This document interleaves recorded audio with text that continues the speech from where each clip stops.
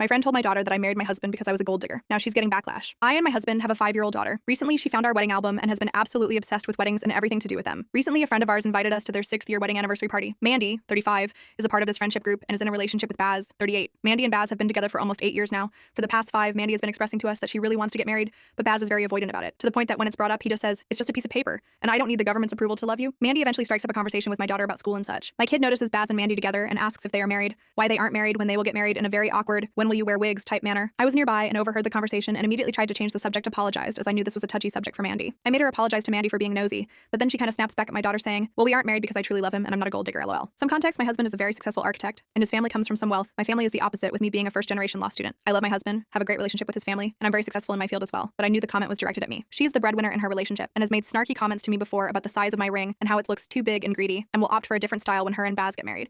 She has even implied that my husband is unattractive and made a comment that I only got pregnant early into the marriage because I wanted to seal that generational wealth down with a baby when I announced my pregnancy. Everyone else there also overheard the conversation and knew the context of that comment, and the room just kind of went silent and awkward. That was about 2 days ago. Today she sent me a message saying people were texting her that what she said wasn't cool and that she should apologize. She gave a very half-assed apology and said that she probably wouldn't have said anything if I had just shut my kid up earlier. To that, I responded to not ever talk my kid and that I wanted space from her and said that this broke the camel's back as it was said to my daughter. I told the other friends about the text and thankfully they backed me up and told her she was being a bitch. I think they were riding her so hard because a lot of the friend group were also first-generation students with equally successful partners. She sent a follow-up apology that was slightly more sincere and asked me to get people off her back. Update. My husband and I sat our daughter down and talked to her about how there are many different types of relationships because there are many different types of people. We told her some people want to get married, some don't, and that's okay, and how getting married isn't just about a wedding. It's a big commitment to another person. We also explained that people can have long and happy relationships without getting married, and that isn't something to look down on. We emphasized that it is ultimately her choice to decide if she ever wants to get married in the future, and we would support her no matter what. We then explained that being curious and asking questions is a good thing, but marriage and weddings can be very personal for a lot of people, and if they don't want to talk about it, to respect that. She seemed to understand and still loves weddings and looks at my husband and my wedding album often, but had thankfully chilled out a little. In the past few days, I found out I'm pregnant with a second child. After the initial joy with my husband subsided a little, I felt sad thinking about this drama and realizing that I only wanted people around me who wholeheartedly supported me. I ended up sending a message to Mandy asking to meet up for coffee. When I met her, I told her that we had been friends for a long time,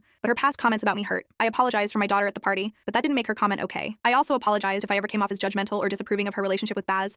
I only wanted her to be happy, and if she is, I completely support her. I then told her about the pregnancy and said that if she didn't like me, that was her prerogative, but I only wanted people around me who support me during this period of my life. She took it in and actually apologized for her comments, admitting that they were mean-spirited. She felt that because of her family, she's always had pressure to live up to traditional family life, even though she didn't want to and was happy with how things were with Baz. I was glad we reached some sort of understanding, but things took a turn for the worse. She confessed that she purposely started saying mean comments to prevent me from falling into the stay-at-home mom trap. I was confused. She clarified that 2 other women in the group did the same after having children, and she predicted that I would go the same route. So, to protect me, after I got engaged, she started indirectly shaming me in hopes I wouldn't quit my job to take care of my kids. I told her that was crazy, and that I never said I wanted to stop working because I love my job. She said that was a good thing, but she thought I would because of how often I talk about my daughter, and how, in her eyes, I crave my husband's validation too much. I said she was being mean, and I've treasured her friendship for a long time, but I need to consider whether it was worth saving.